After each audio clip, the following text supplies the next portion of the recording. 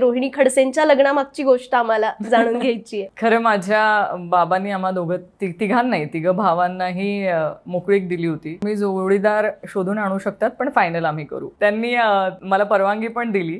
मी आणि प्रांजल आम्ही school friends आहेत. आम्ही 10वी मध्ये पण सोबत होतो.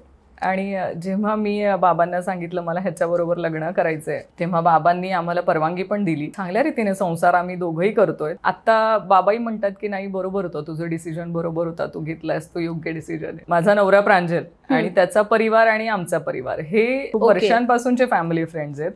ते पण मूळचे मुक्ताईनगरचे. त्यामुळे एकमेकांना फार चांगल्या रीतीने आणि जवळून ओळखणारा परिवार. आणि त्याच परिवारामध्ये मी त्यांना सांगितलं मला या मुलाबरोबर लग्न करायचं. त्याच्यामुळे नवीन असं काही नव्हतं की आता बघण्याचा कार्यक्रम झाला मग पोहे आणले शिरा आणले असा काय प्रकार नव्हता. पण त्यांना बघितलेलं होतं आणि माहिती होतं. सासरी कोण कोण असतं कुटुंबात? सासरी माझे जेठ जेठाणी आणि माझी एक छोटीशी पुतणी आहे. आणि माझ्या सासूबाई. माझे सासरे 2 वर्ष झाले एक्सपायर झालेत. त्यामुळे आता 8 लोकांचं आमचं कुटुंब आहे.